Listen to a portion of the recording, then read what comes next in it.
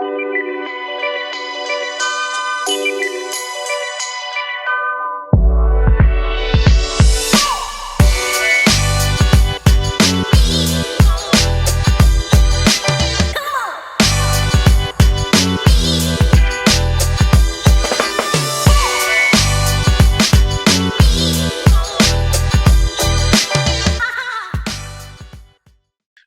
everyone to the sixth, I believe it's the sixth session. So we're almost home for mindful eating for the beloved community, and I just want to say that this has been, especially for me, very exciting to be a organizer and a participant, and to hear us blossom around the thoughts and the theories of change that lead to action, with this program. Obviously, by this time, it's just not right, just not about healthy eating. It's a lot more that we need to understand.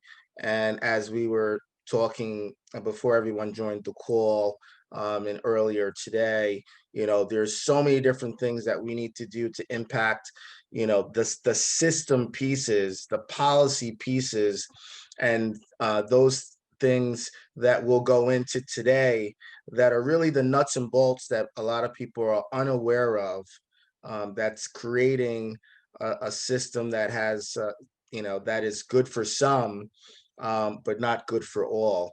And really starting to get the overall feeling that the system isn't broken, it's set up to work a certain way. And unless it's disrupted, there's always going to be this cycle and those circles, and kind of like what we previously discussed around, that all those system changes and how we need to understand them so we can disrupt them. So without further ado, we'd like to have Joetta, uh, give us an opening blessing for this session. And Joetta, would it be okay if you just gave everyone your personal mission sentence, or a little bit about yourself, so they know, from what heart and soul this is coming from? Um, Good evening, everyone. I am Joetta Brown, and I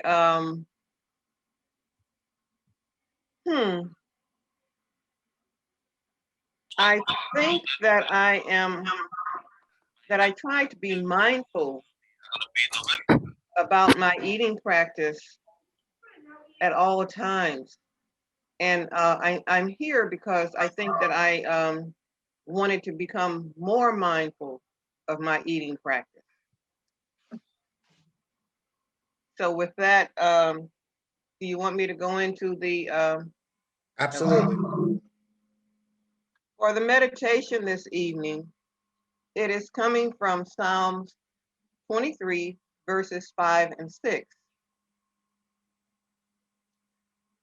Your table is set with a place for each. It is filled with such abundance. We can never want for more. You bless us with a sweet oil that brings new life. We feel such joy. It is impossible to contain it. Your goodness and faithful love pursues us every moment of the day. May we experience your presence with every breath in gratitude and prayer. Mindful eating for the beloved community connects with my life, as I said in my opening statement, to be more mindful each day of the food that I consume, to consume it with as little waste as possible, to be mindful of those who do not have. We are blessed. We have been blessed from the beginning, where it says in the Bible, I have provided everything here on this earth in abundance. It's provided in abundance And therefore, it should be that everyone has access to that abundance. And I reflect that I am thankful for the abundance that God provides. And I also would like to read for you, Psalm 65, verses 9 through 11. With glory didst thou visit the earth and water it. Thou hast blessed it with peace and hast greatly enriched it with the river of God, which is full of water. Thou hast prepared food when thou hast established it. Thou hast watered the fallow ground thereof to bring forth fruits. Thou hast sprinkled its growth with showers and blessed it. Thou crownest the year with thy goodness, and the calves have rich pasture. May we always be mindful that the food is here and that we should share it with everyone. Thank you. Thank you, Joe. That was awesome. And really gives a great segue into what I would like to actually go over and kind of give some clarification, because the from scripture that you've read, one of the things that's obvious is that we do have access to abundance, and yet there's people starving. Someone mentioned to me that in the United States of America, there's 80 million acres of lawn that is taken care of with chemicals, available to grow food, but yet, and I'm sure some of this will be covered in the commercial determinants of health. We've been hoodwinked to say we don't have land to grow food, which is kind of the spot. It just doesn't make any sense. But if you look at who controls those systems, and the fertilizer companies and the weed killer companies and the Monsantos of the world, you'll understand that the whole millions of dollars are in the commercialization of people wanting green lawns. Has them brainwashed that growing food is even not something they should consider. They should consider having using the water supply and all of these chemicals to actually pollute the earth instead of growing something that would really create abundance for all. So thank you so much for that. I want to go over, you know, uh, three areas actually, and Bob, you can show the first slide, food apartheid. We discuss this structural system that isn't for all. And one of the not so new, but very, very relative, is food apartheid. Now, apartheid was actually a system created to control and segregate and control South Africa from 1948 to 1994. And it was such a powerful system. I mean, one of the things that I marvel about in systemic racism is that the systems are really, really good that they work. They work for hundreds and hundreds and hundreds of years, and they control.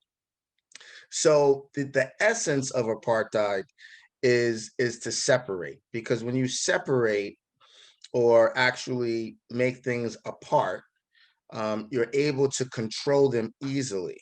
And that's why organizing and collectives are the are the and the real bad problems for system control in every government, in every country, and in every community.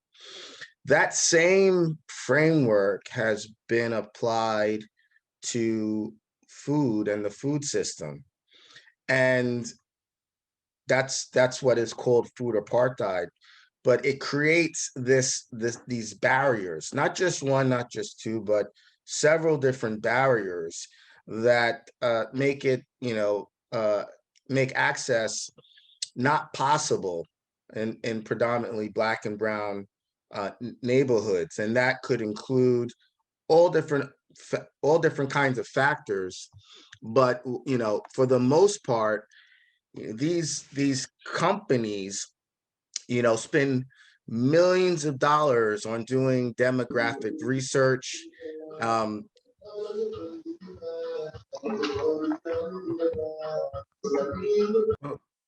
for doing demographic research and finding out exactly where the lines are drawn in terms of social economics, how much people, how much families earn, even to the point of putting grocery stores in predominantly neighborhoods that have access to transportation versus not having access to transportation.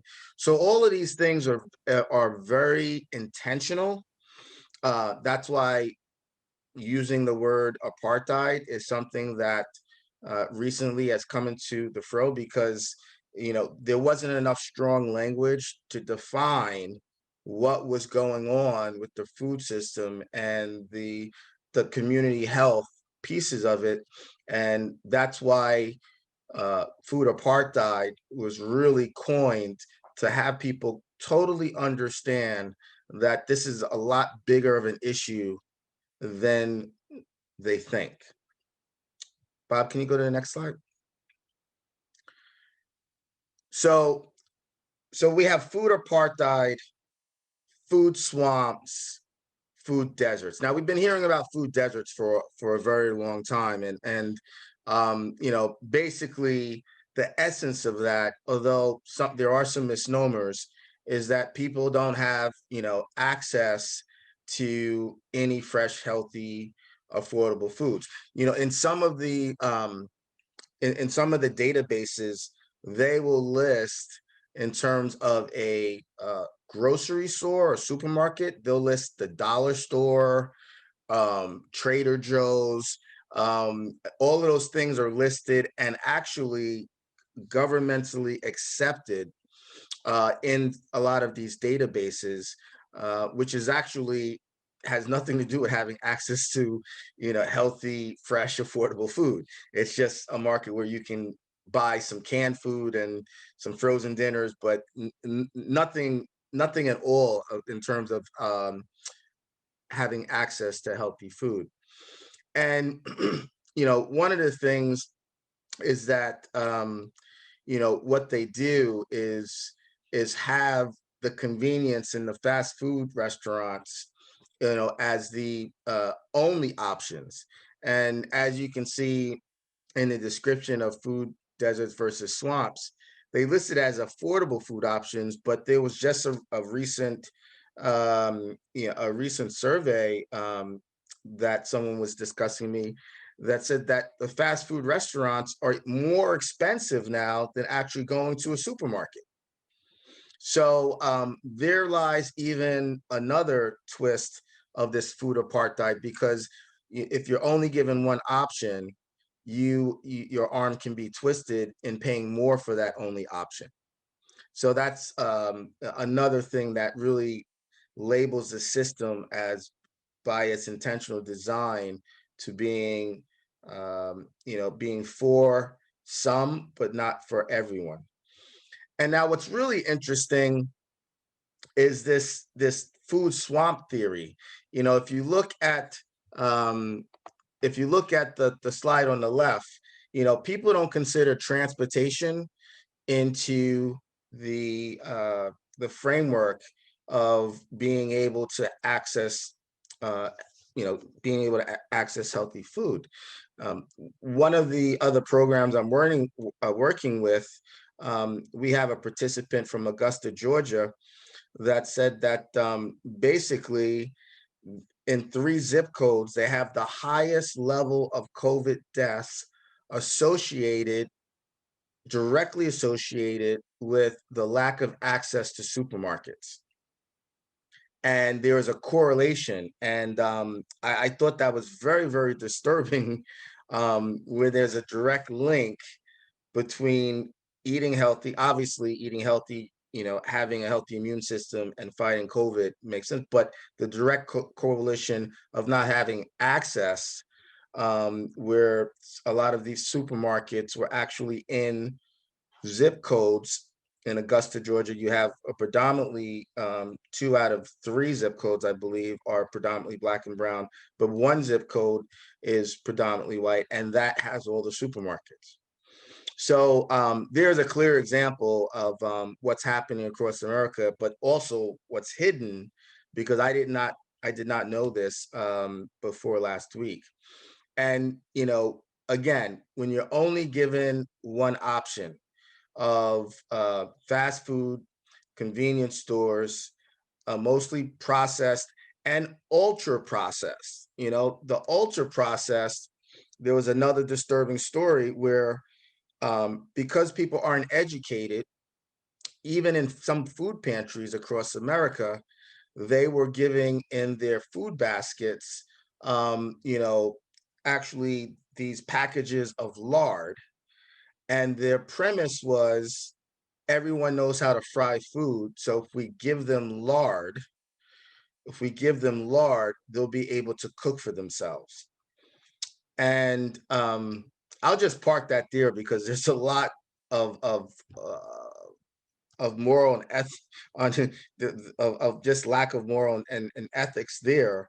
But there's also the bigger portion is ignorance, that you would give hydrogenated fat to someone, understanding, or maybe not understanding that is a major, it's up there with sugar and salt, especially as it pertains to heart disease. So there's are the key components. And if you look at this map, I mean, this is even more disturbing, but it actually gives a graph of really where these areas are, and no car and no supermarket within a mile. And again, being able to make it to a supermarket, carrying bags, say for a family of 3, transferring buses. I mean, that also supports the need for farm sharing, and having a clear food system strategy interconnected with farmers markets, but go beyond farmers markets, and actually, actually support developing community food pantries where people have access locally to food that is really not accessible.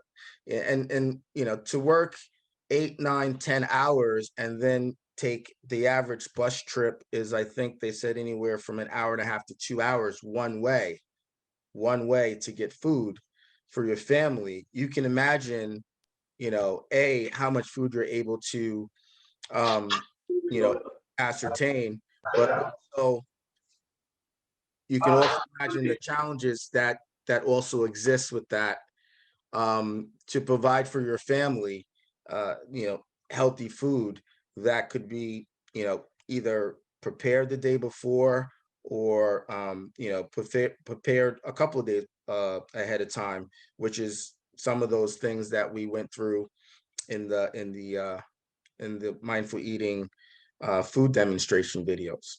So I want to just pause right there, because we have a lot more on the agenda, and just wanted to just have a very brief Q&A on what people are feeling, what resonates around food apartheid, food swamp, food deserts, and if there's any aha moments there that bring new light to, um, well, how the system is built in a very, very discreet way, in a covert way.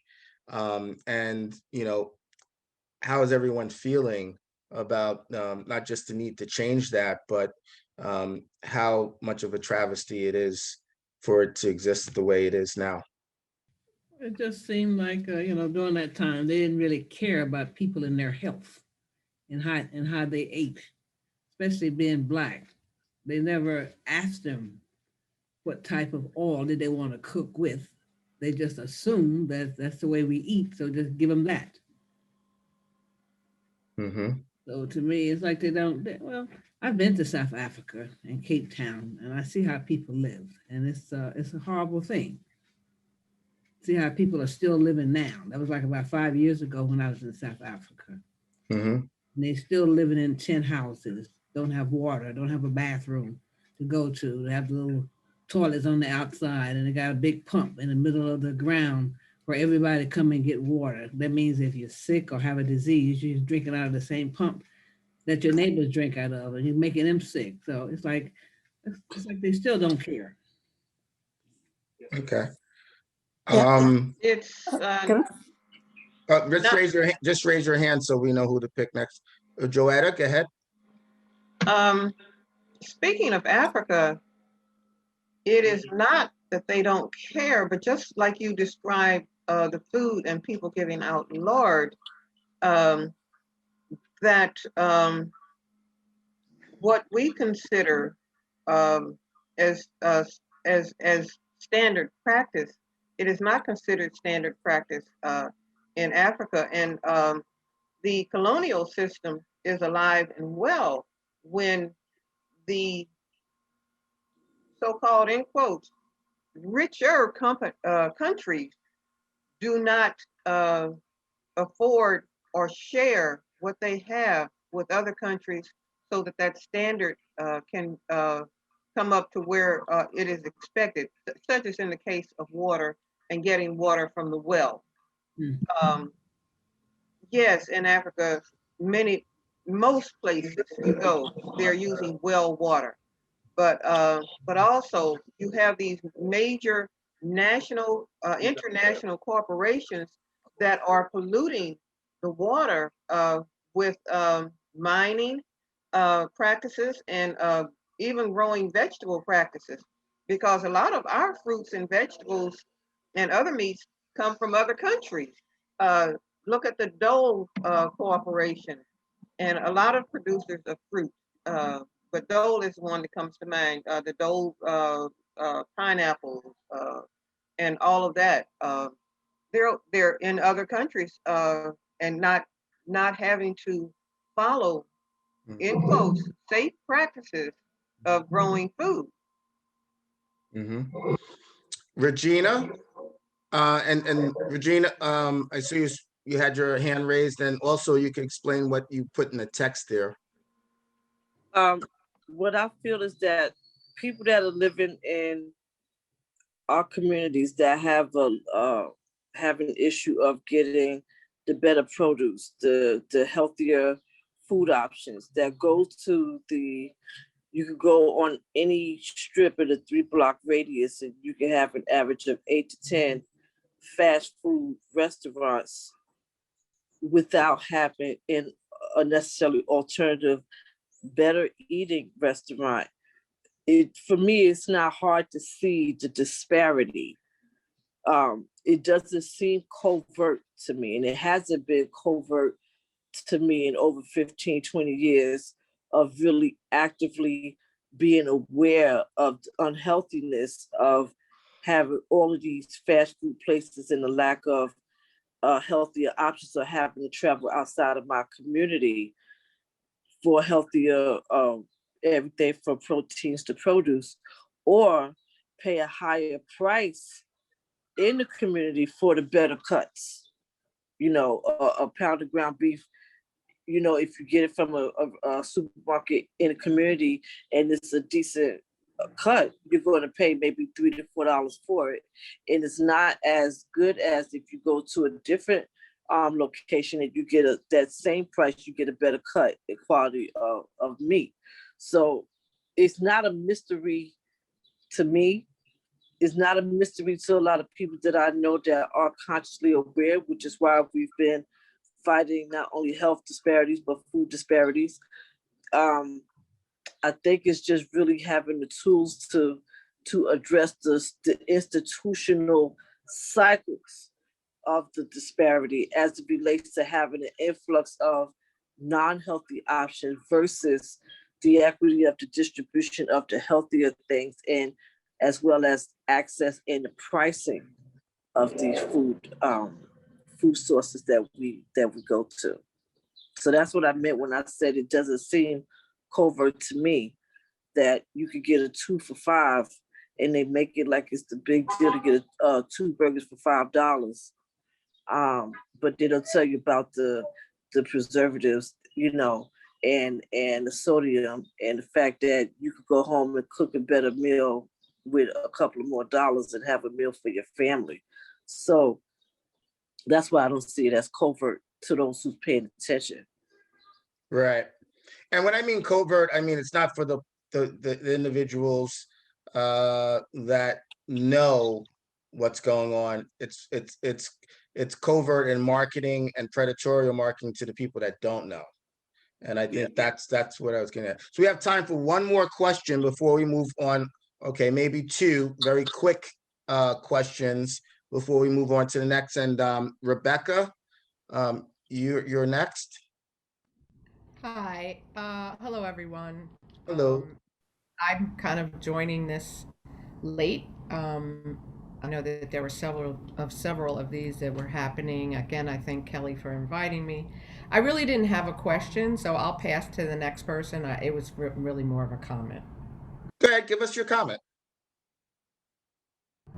Oh, when you were showing the apartheid slide, I was thinking that, and sorry if I'm repeating anything, as I said, I'm just new here, but it seems that it's so consistent with the American slavery system, because when we were given food, as slaves in this country, it was always the fatty, definitely not anything fresh. It was just sort of the waste, what others did not want or want to use, right? So it seems like that has continued, and it's continued in our communities. I live in Harlem, and people always say, oh, it's a food desert.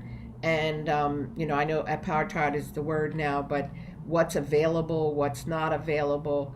But it really is something that I feel people have gotten so very used to. They're not used to seeing certain things. Even if there are fresh vegetables in my local fine fare, it's like you have to do a whole education with people around those vegetables, because they're just not used to using them. I've done cooking classes at farmers markets. People don't know how to use vegetables. So I think it's just a continuation of, this is the kind of food that we eat, and it's the kind of food that's going to be continued to sold to us and promoted to us until there's some kind of major change, which I know you're trying to make here. Well, thank you for those comments. And there was one last one, and I forgot who. Okay, Lois, you'll be the last one before we move on. Okay, I think that the separation of housing, the segregation of housing and communities, where better houses and communities were made available to certain groups and not available to others. So you had this whole separation of neighborhoods and communities, wherein the communities with or more tax dollars, more money. So you had better schools, better education, and better food. And that in the 1930s, during the fair housing and the VA, Blacks weren't permitted to buy houses in those particular neighborhoods. As a matter of fact, one of the conditions for getting a mortgage was to separate, even by building a particular wall or a railroad or something. But clearly, the supermarkets that we think of with the better food were not always in the communities or people of color.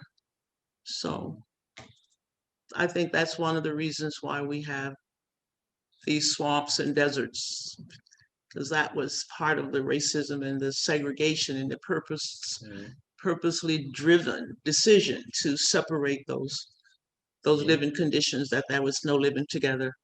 So we couldn't participate in that process. Right. And so what a good time for us to build collectives to fight that exactly. Well, we're going to move forward to an even more exciting piece, definitely equally exciting. And I'm going to pass the virtual ball to Kelly, as she, nope, actually, I'm going to pass it to Bob. And he's going to go over commercial determinants of health and further this conversation. So thank you everyone, and looking forward to this continuing this really great discussion we've been having, and I'm very happy that we're having it. Thank you, Alex. Mm-hmm. And it is a great lead in what you talked about, and really, I'm just going to bring in a different dimension of it, but it's really continuing the conversation you started. Commercial determinants of health can seem like a fancy phrase here, but really we're talking about what businesses do that harm health, and businesses can do healthy things as well. So we're not talking about being anti-business here. Businesses can create healthy products. They can, provide wages and community benefits that people need. But there are particularly some businesses that can be more harmful than others. And some can kind of go in either direction depending on what they're doing. So here we see 8 different businesses in this particular chart. And 6 of these come from the book Lethal but Legal by Nick Freudenberg, who's really been a thought leader in this area and continues to research and talk about these issues. And he talks about 6 groups of consumer businesses: alcohol, automobiles, firearms, food, pharmaceuticals, and tobacco. And they kind of vary in the amount of harm. There's no benefit to tobacco whatsoever. Others, there's some good and some bad. And of course, we're looking at food today and through our project here. And we can look at commercial determinants and kind of the harm that's done. And I want to look at 2 different kind of ways of looking at it. And the first is the spiritual and ethical aspect of it. And here we're talking about greed, and all of our great faith and ethical traditions push back against greed in some form or another. So there's different ways that the language talks about how destructive greed is, but they all point to really what a destructive and awful force greed is when it's allowed to kind of run rampant. And I'm including in there ethical humanism as an ethical tradition that's not necessarily religious. And a phrase we like to use is talking about making a living and not making a killing.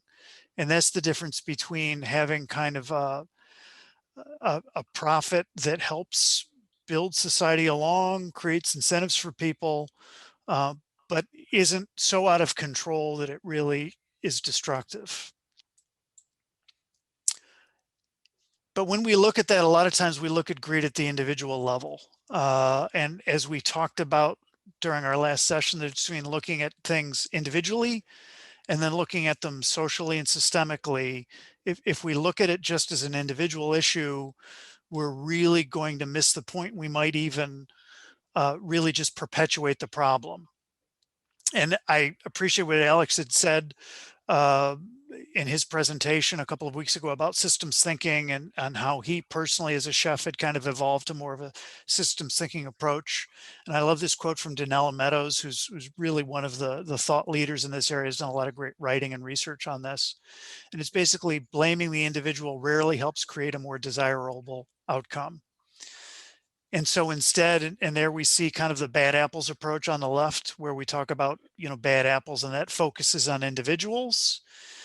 But instead, it's better to think about it as kind of a toxic orchard, right? Where the entire system creates these problems. And Professor Freudenberg talks about that in lots of different ways. And these are just a few of the elements that work together to create these unhealthy food systems. Structural racism definitely is part of that in getting into food apartheid, food swamps, and food deserts.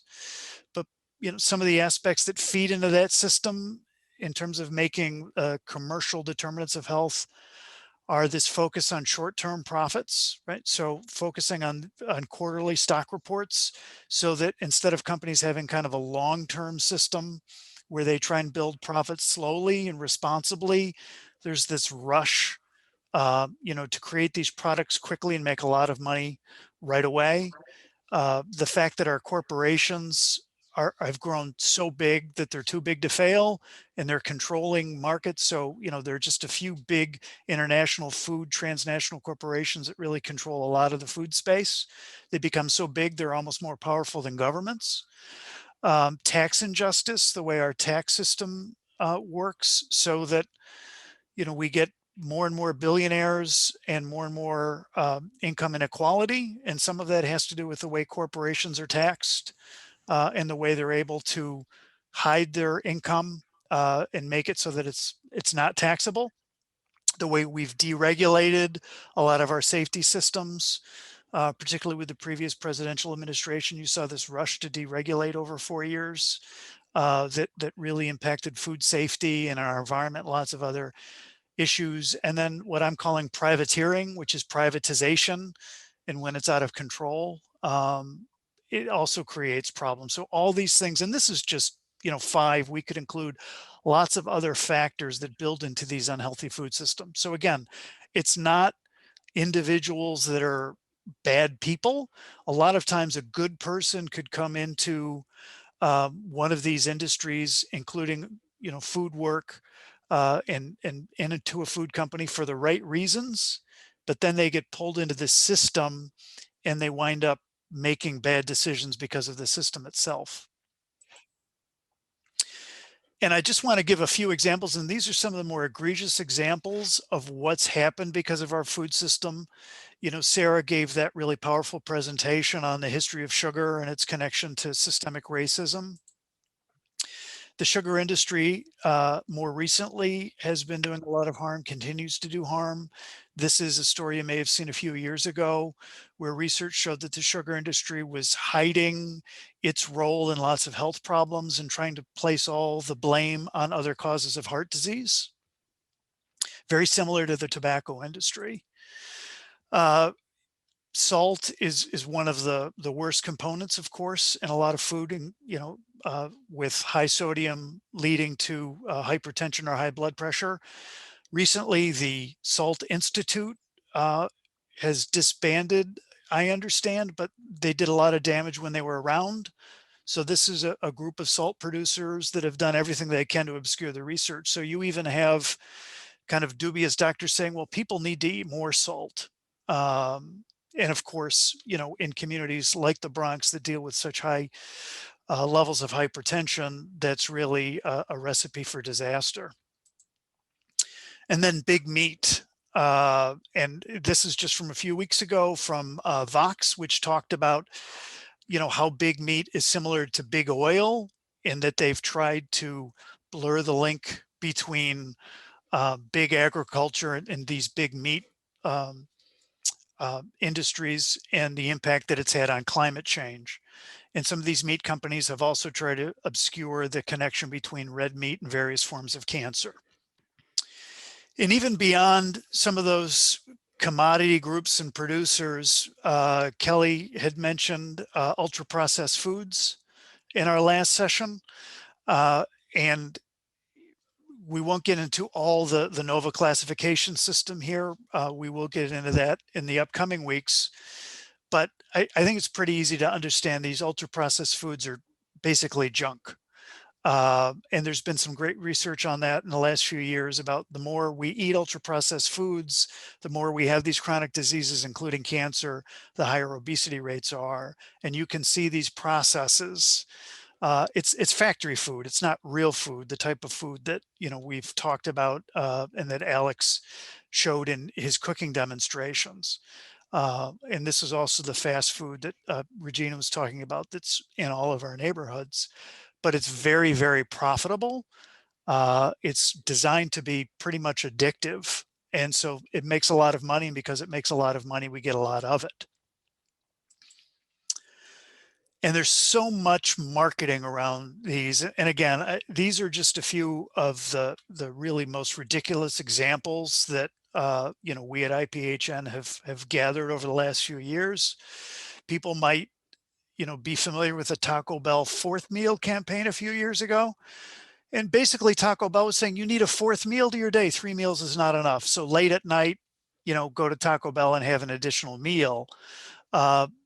Maybe folks have seen these Cheez-It commercials recently for Cheez-It Snap, where they joke about their product being addictive.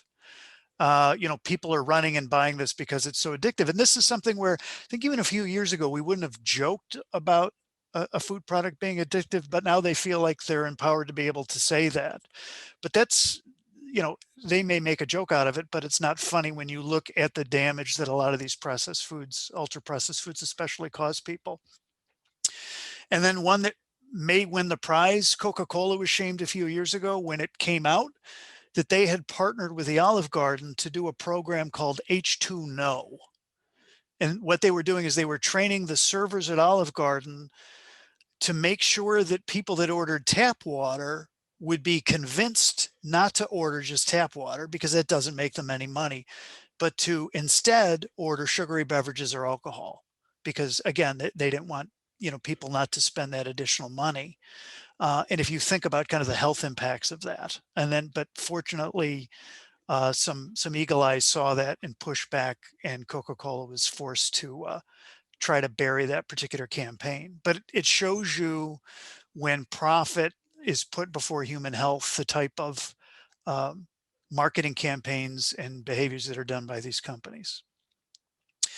So a lot of this may seem overwhelming. It may even seem depressing at times, but there is good news. And I love this illustration. This actually comes from an article in the Guardian newspaper about Karen Washington, you know, who we've talked about, who's this great champion of urban agriculture, and who I believe coined the term food apartheid, or at least popularized it. And this is a vision of what can happen when in an urban setting, we start to focus on truly healthy food and truly healthy policies. And this is the good news. The policies Kelly's going to talk about in a few minutes, they're daunting, but we can do a lot by just changing a few policies. We can impact the environment, we can impact human health, and we can make economies more fair and sustainable with just some of these policy changes working together. So I want to end on that note and really focus on these positive changes we can make together. That was great, Bob. Thank you. Thank you, Alex. And with that, Kelly, I'll share your slides. I made a couple of changes. Would it be possible for me to share my slides? Please do. Even better. So I'm going to pick off where Bob left off, just talking about the commercial determinants of health. I want to talk more about some policy opportunities here. You know, so, you know, we don't want this to sound overwhelming, like, oh, you know, these big companies are doing all these horrible things and what do we do about it? But there are some really good opportunities here. One example is the Dene Community Advocacy Alliance, which is a Native American group. It's a Navajo nation. They passed a junk food tax a couple years ago. And they also were able to remove a tax from the healthy food. So they're, you know, because they're also plagued, you know, with food swamps, right? And how do we help to reverse that? So they passed within their own Navajo nation this junk food tax, and that was, you know, a self-imposed thing that they said, you know, we want to make it more difficult for people to you know, buy this healthy food, and we want to use the money from that tax, you know, for more, you know, to help promote more healthy foods. So that was actually something that passed a couple of years ago. And in New York, we have many different opportunities here that would help to limit the influence of the companies to do, you know, their slide targeted marketing and everything. So the first one I have here, it's a New York City Council legislation that Center for Science in the Public Interest is working on to require added sugar notifications on menu boards and signs. So that's one opportunity. You know, we would just put, there would just be like a logo, you know, something within, it would just be for chain restaurants in New York City that they would have to label foods that have excessive amounts of added sugar. The Stop Subsidizing Childhood Obesity Act is actually, it had, none of these, the rest of them have been passed except the Diné junk food tax, but the Stop Subsidizing Childhood Obesity Act, it was put forward by Congressman Tim Ryan in Ohio, I believe. And the proposal, it would actually remove the tax deductibility of expenses for marketing foods of poor nutritional quality to children. So essentially what that means is that companies are able to write off taxes. They're able to write off expenses for marketing foods of poor nutritional quality to children, which is just absurd. So this type of policy would help to remove that tax deductibility. Then other New York State ones on the table right now, there's a sugary drink tax bill that the American Heart Association is working on for New York State. And the money from that tax bill would actually go back into communities. It would help to fund the SNAP Ed, you know, program, the SNAP incentive program. So ways to help incentivize people to use, you know, their SNAP dollars for healthy foods that they get. So that's another opportunity. There's also legislation that would, it would make state agencies require them to only sell food that meets certain nutritional standards within their buildings. So for example, like, you know, vending machines, like any food that is provided by state agencies would have to meet certain nutritional criteria. New York State Deforestation Free Procurement Act, I think, is really interesting because, you know, we talk about the impact of these corporations on, you know, they have like global impacts. You know, I think one of the comments earlier before was how, might have even been Joetta maybe, mentioned how these companies are contributing to pollution of water and things like internationally, right? So they're also contributing to deforestation. And, you know, we have the opportunity through this type of Deforestation Free Procurement Act to limit the availability of these companies to sell food through government procurement. So governments would not be able to procure foods that were produced in ways that contributed to deforestation abroad. So that one also is really interesting and gets at the commercial determinants of health from a holistic perspective of where is the food being sourced from in the first place, and these companies that are destroying the environment and people's livelihoods. These last two aren't specifically policies impacting commercial determinants of health, but there is a bodega license legislation that Bronx Health Reach actually has been working on with the Bodega Association and New York State Senator Gustavo Rivera, that would provide it would waive the fees for bodegas that go through a healthy bodega training. So it encourages bodegas to learn how they can sell healthy foods and still make a profit. So it's not, you know, exactly going against the unhealthy foods, but it is making it a little bit easier for bodegas to sell healthy foods and be able to afford doing that without having these additional penalties put on them that usually bodegas get fined left and right if they're not following certain protocols. So that if they go through this full training as to how do they meet these different protocols, and they also go through the training as to how to sell healthy foods, then they would be, you know, rewarded.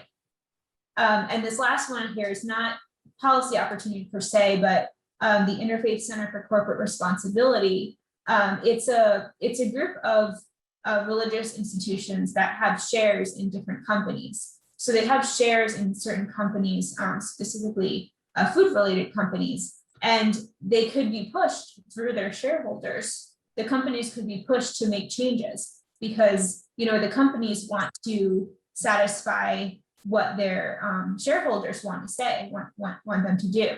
So if there was more pressure on these companies through this Interfaith Center for Corporate Responsibility, then, we might be able to push certain companies to make some different changes. So moving on from the policy perspectives, I just want to go into more of ideas of practical ways of addressing the food system. So we talked last time about this food the cycle, right? The food cycle, food system cycle. And we start off with production.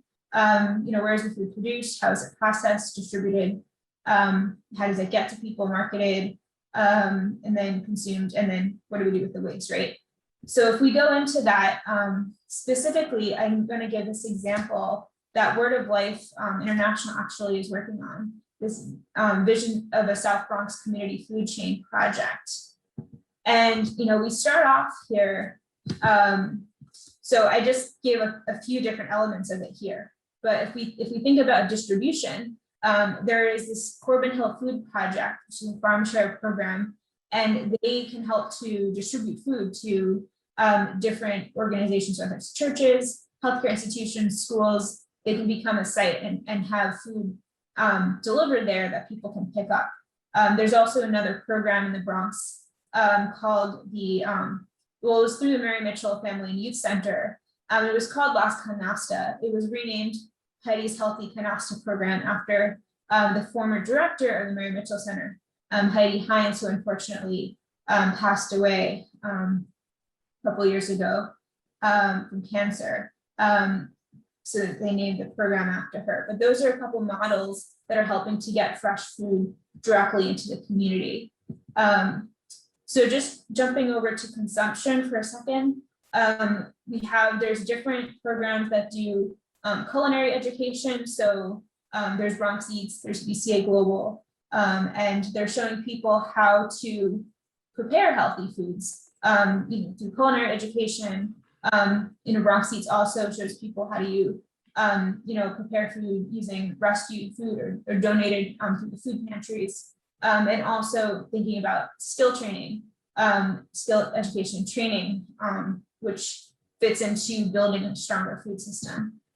And then also on here, we have Bronx Canasta, which is an urban gardening entrepreneurship program led by the Mary Mitchell Center.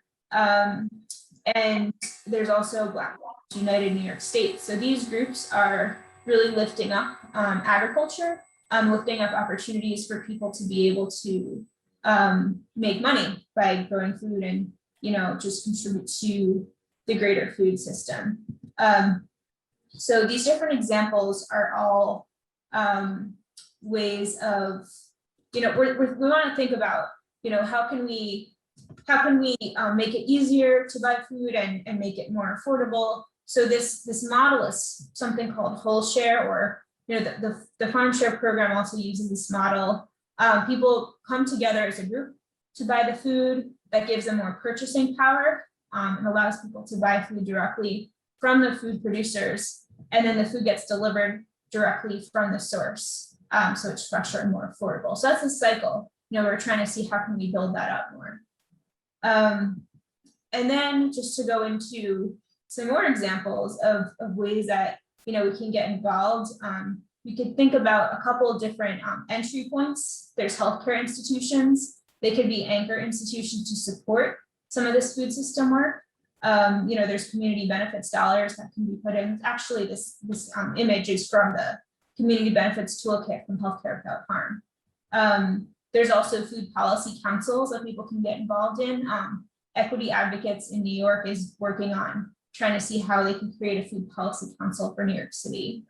And then, we can think about how can we build out health ministries through our churches and faith-based organizations to do more of this work. And, just to reiterate there's lots of different opportunities to get involved. It's community gardens, farms, church gardens. And the production side, on processing, there's more need to expand food processing facilities in New York State. So for example, institution like the Department of Education would be able to buy more food from New York State producers. They need to be able to do something to that food before it gets provided to the kids, and they need more processing facilities to like cut and wash the carrots, for example, before they get to the kids.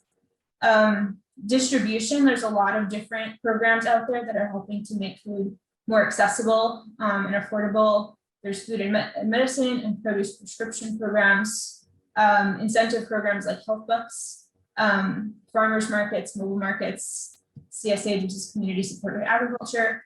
There's programs getting healthier food into schools, such as the farm to school, healthy corner store initiatives, and the bodega license I mentioned, food banks, food pantries, and senior nutrition programs. So all of these different opportunities, we can think about how do we get more fresh food in.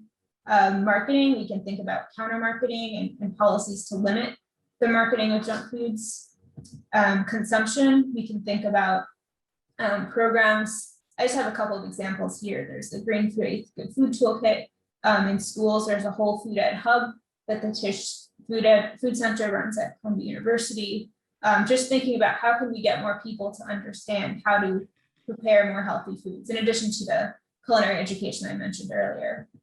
And then waste management. There's a need for more policies and corporate accountability to reduce food waste, which I know we talked about in our breakout session last time. So there's lots of different opportunities to get involved in the food system is the summary. Bronx community gardens, there's giving examples from the Bronx here, but any city really could be thinking about this. I like this example in particular because Karen Washington was mentioned earlier. She actually worked with her church, which was St. Martin of Tours. She had talked to the pastor, and she has this really cool story where she said, well, if you're willing to come out to the garden, then I'm willing to go into the pews. So they had that nice relationship, and they were able to start the Garden of Happiness, which is one of her community gardens. Karen has gone on, she's been very involved with La Finca del Sur, which is another community garden in the Bronx. She's involved with the Black Urban Growers. So there's lots of different opportunities for urban gardens, and that link through Green Thumb shows all the different community gardens in the city. Sorry, was there something? Okay, there's the Black Church Food Security Network and Soulfire Farm Reparations Map. I wanted to mention these here. So the Black Church Food Security Network actually is based out of Baltimore, and they work in a couple of different areas, but primarily in that Baltimore area and Maryland, DC, Virginia area, and they're basically working with churches to get them to grow more food, and they're working to get food from the farms directly to churches. So it's a nice system that they have there, and all these leaders kind of work together. There's also the Soulfire Farm, which is upstate New York, and they have this reparations map, and I just have the New York area posted here, but it shows where there are Black farmers that are trying to do more to grow food and get that food to the communities that need it. Again, this is just another group, Black Farmers United, that Corbin Hill that I mentioned earlier is part of. Then there's the Northeast Farmers of Color Land Trust. Black Farmers United actually has 9 solutions for racial equity in New York agriculture. And I have them listed here, and they're also on that website listed at the bottom. I'm not going to go through them too much detail here, but there's a lot of opportunity to get involved with this larger food system work. Specifically thinking about what churches are doing, there's this really cool initiative that the Episcopal Church is leading right now through Reverend Muriel Love Parrish and Reverend Dariel Harris, and they are working to help churches think about stewarding their land in a way that is faithful to the gospel, integrating discipleship, ecology, justice, and health. And they're doing this work ecumenically at the intersection of food, land, discipleship, and racial justice. And it's based, Churchlands is sponsored through Plainsong Farm, which is Neria's farm in Michigan. And then I wanted to just end right here. I could go into more, but I'll just leave it here. I wanted to show you a quick clip from Reverend Richard Joyner. He was actually named a CNN Hero back in 2015. And he was doing some really cool work with his church, and he's also a chaplain at his local hospital, and he was making some connections and getting people. I'm pretty sure I remember, because I heard him speak once, and I'm pretty sure I remember him saying that they were able to get people to pay for their healthcare with the food that they were growing. So I would need to dig more into that, but it was a really inspiring model. So I just wanted to share that for a second, if I can. It's just a 2-minute thing here. Canita is a community with poverty. It's a rural area, but also a food desert that do not have access to fresh, affordable food. I've been the pastor here 12 years. Early on, I was spending more time in funerals than anything else. Diabetes, high blood pressure, unhealthy lifestyles. I had to do something. If you take what you have, God can transform your health situation, your food desert situation. I could not grow food by myself, so I had to come through the community. All right, come on, guys. Who won't do eggplants? It's intergenerational, but the children, they're responsible for planting, cultivating, and also harvesting the food. The students are learning a lot. Pick all the beans. What are they good for? Diabetes, heart health. One of our goals is to get as much fresh food in the homes as possible. It makes the families healthier. It's a game changer. I used to take 27 medicine a day. After the garden, now I only take 6. I feel better. This garden has changed our community life. It's a place where we can produce. It's a place we can play. It's a place where we can live. So with that, I think we can open it up for conversation, or did we want to go into the word cloud? So yeah, so we can actually work in tandem. And thank you, Kelly. That was very inspiring. And yes, it's good to see children excited about empowerment of their own health, right? That's very exciting and promising, right? So we have a really, really fun assignment right now that's going to take like a few seconds. And so we're going to actually collectively create a word cloud. And what a word cloud does, it actually extracts and with just a couple of words, and I'm going to go over the directions with you, and you can put them right in the chat, and then Bob's going to generate this, and then we're going to be able to see this picture of how everyone is feeling. And actually, we want you to enter 2 words each. And basically, the first word could be like, what's resonated with you so far in this program? You know, really popped out. Just one word. All right. And the other one is, you know, what are you taking away towards action? You know, and that's just one word. So just 2 words each, and you can put them in the chat. And then Kelly's going to, you know, do some discussion. And then while Kelly's doing some discussion, Bob's going to be cooking up the words and developing the word cloud using this technology program that generates the word cloud. So any questions? It should take literally 20 seconds for each person, but you know, we ask each person to put 2 words into the chat. Are there any questions? Everybody know how to enter 2 words into the chat? Can you repeat what they are? 2 words. They're 2. So what, I mean, what resonates with you if you've been part of this course all along, or if you're just joining today? What one word really resonates with you, you know, from what was ascertained in the information? And the second is like, you know, what inspires you towards action with that work? And so just 2 words, you know, that actually represent, you know, both of those elements. There you go. All right, so they're coming in. Any other questions? Just 2 words. We need 2 words from each of you. And we'll be doing this like, and I'm sure another session, and we're going to use this word cloud as conversation for the end of our session today.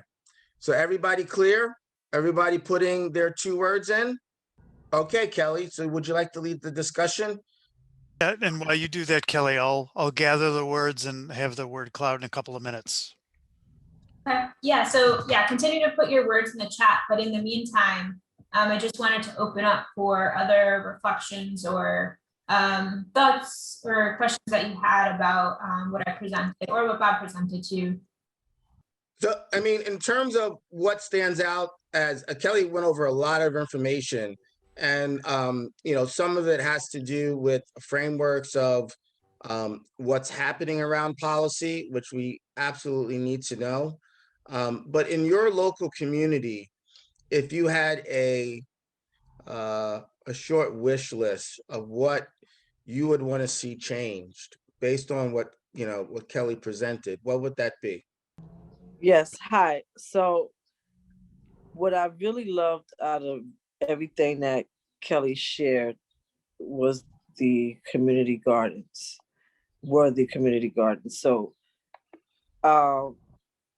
just really looking at how we can utilize the spaces in our communities and work with not only the local government officials, but like if you live in an apartment, speaking with management to try to get, to do a community garden and just really, have someone come and do the teaching and the benefits, because there's so many benefits to eating fresh, but there's another level of when you build it yourself. So to have something like that in communities, almost like if you have a McDonald's in every other block, you can have a community garden, in every other community. I think that would be helpful. So I really enjoyed that part of the presentation. All of it was very informative.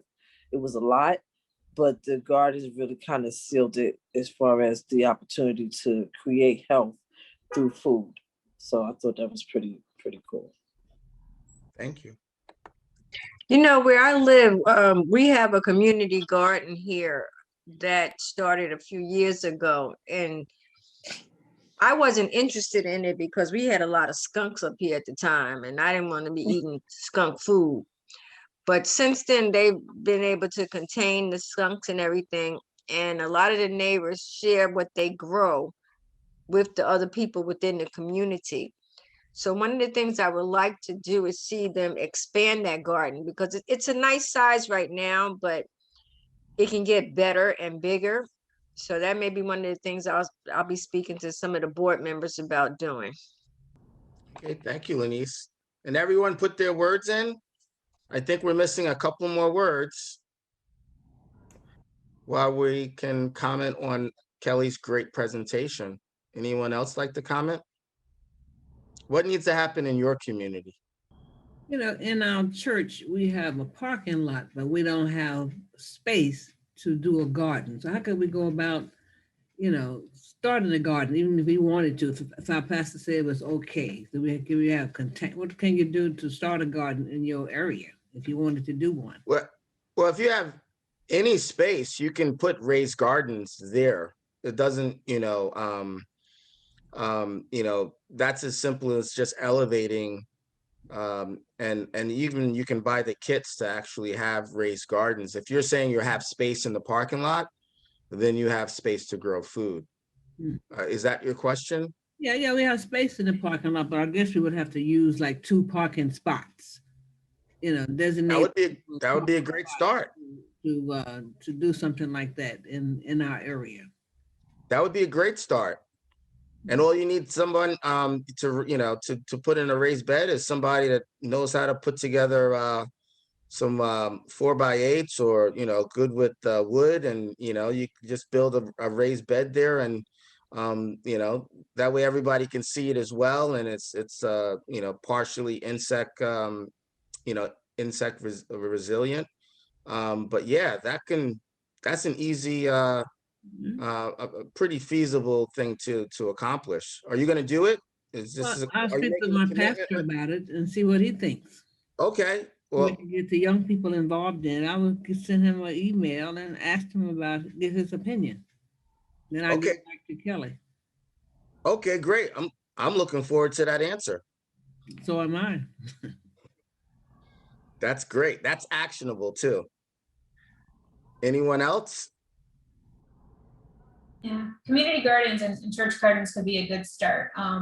It's difficult, obviously, in such an urban community as the Bronx in New York City, but I think it can also help to spark more interest in, better food systems. And then we can also think about the connections to, the regional food system in terms of state and how can we get more fresh food in and create more of a cycle of people interested in fresh foods. Great. Anyone else have any final comments on Kelly's great presentation? I want to say that it was an excellent presentation. It was very, very knowledgeable and informative. It was very, very educational and inspiring. And I want to say something a little bit about the community garden here in Word of Life. We are trying to see what we can do with the homeowners so that they can use the empty space behind their buildings. Maybe in front, we can just do a little cubicles with woods, section it and plant some vegetables or spices. And the video that Kelly showed really said it all. Thank you. Okay. Well, thank you, Kelly. It was very inspiring what you said, and it really invigorated me.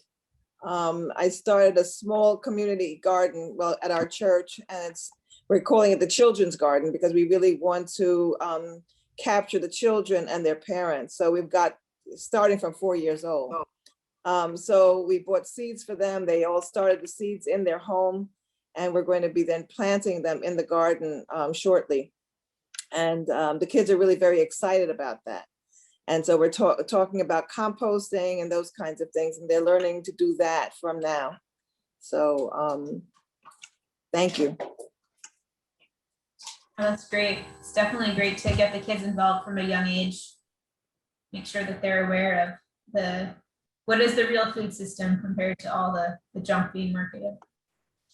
Yeah, it was great, Kelly. Thank you so much. Very inspiring. And one of the things that I love to see is I love to see the church leading here because there's so many ill people in the church. And when you look at the Christian church and you look at the gospel of the Christian church, the gospel of the Christian church is based on Jesus, who was a healer. And so the power of healing is in the hands of the people who follow Christ. But yet, when you go in many Christian environments, people are ravaged by illness. And I know for myself, I started a health ministry at a church I used to be a member of, and it went very well because the pastor allowed me to do it. And even he and his wife both continually talked about how it changed their health because it came at a time when he was starting to have some really bad numbers. But this sense of empowerment, this idea, and I hate to step on anyone's toes, I don't mean to, but I'm speaking from my own experience, that many people are waiting and waiting and waiting for God to do something when people have been empowered to do something themselves. And he said that. He said in the pulpit, it was just a couple seconds, but what he said was so meaningful that if you would just take what you have, right, and do something, it's something that a preacher friend of mine says, God will put his super on your natural, right? And so whether these plots, whether it's the top of a roof, whether in my case, what I would like to see in my community is I would like to see people saying no to some of these things that are in the community. Some things that are clearly part of the presentation that Bob gave, than bad news, right? That people know that it's not good. They say it's not good. They even say they shouldn't eat it. But we're not saying no to it. And that's what I would like to see. Okay, great. So we are going to turn over to Bob to kind of, oh, that's very cool, to kind of close out. And this is our word. This is our first word cloud. Yay.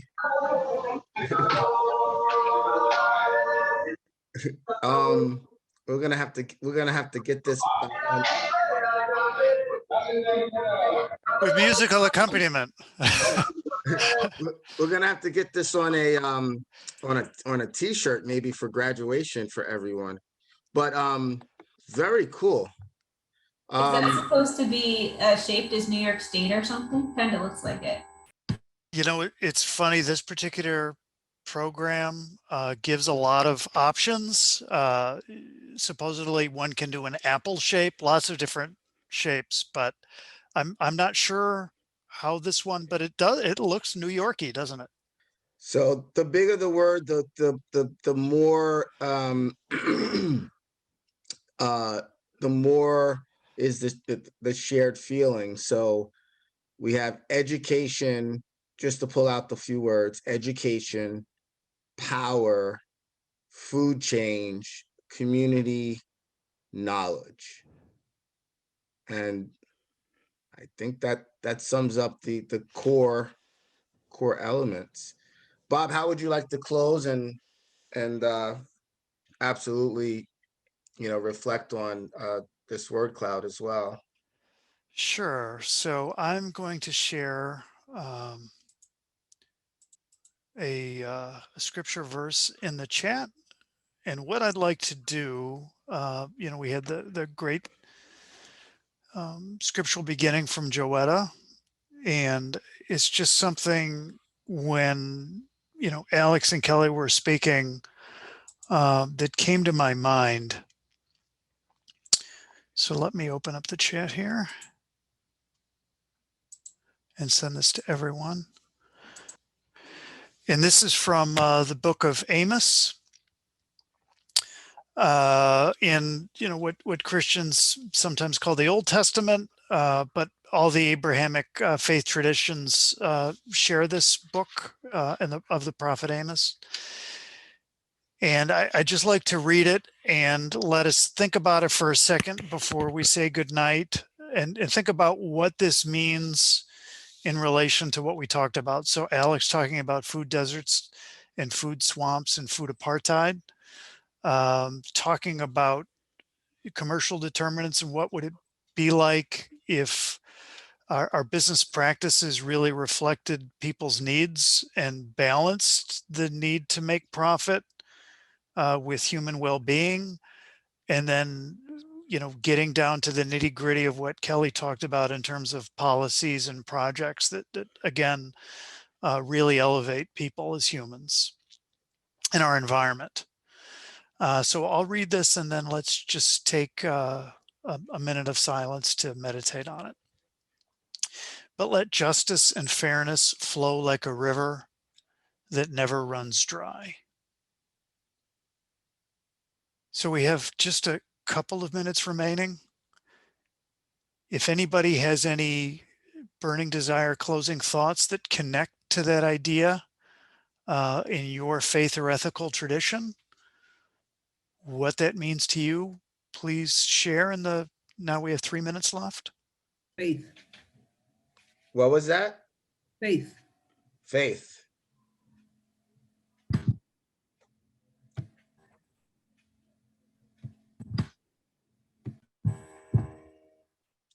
Sharon, where 2 or 3 are gathered together, Matthew 18:20. And we've got 23 here, so. Powerful. Powerful. Fluidness.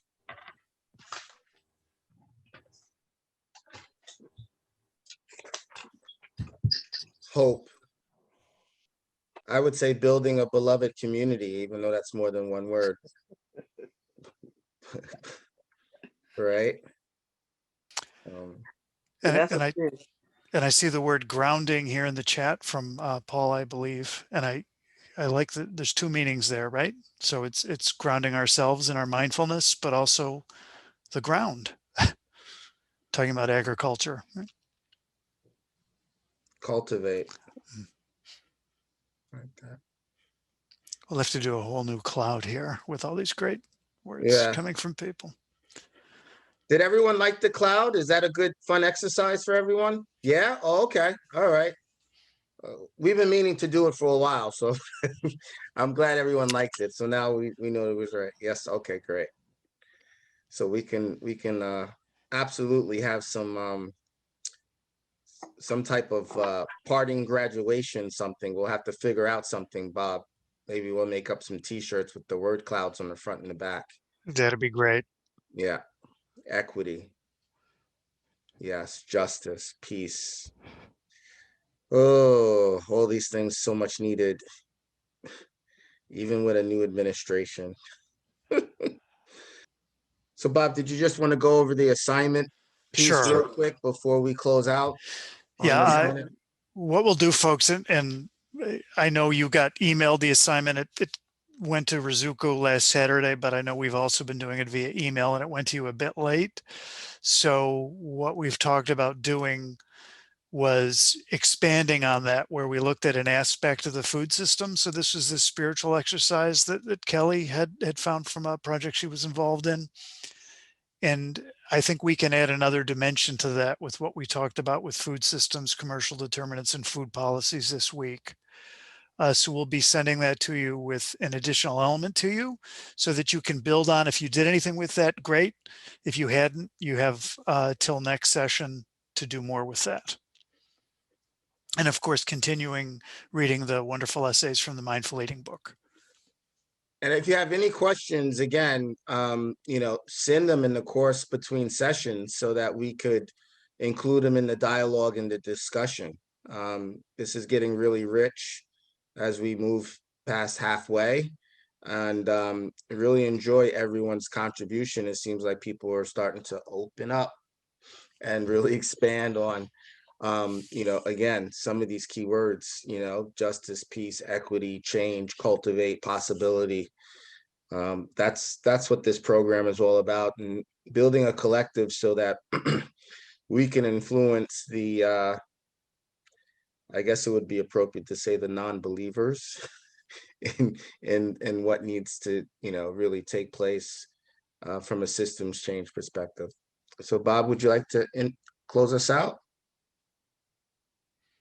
Sure.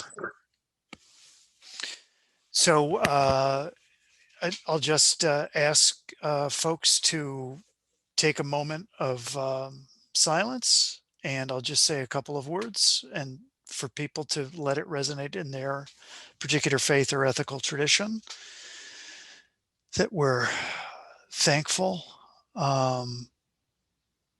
for everything that's given to us by God, the universe, as it's been said here, to ground us. All good things come from you, and we live in gratitude, and we also ask for the strength to, as a serenity prayer says, to change the things we can, be serene about the things we can't, and have the wisdom to know the difference, in my paraphrasing of that prayer. And with that, I wish everyone a wonderful evening and good night. Thank you, everyone. What a great session. Looking forward to the next one. Thank you so much. Good night. Thanks, folks. Good night, all. Hi, everyone. Good night. Good night. Good night.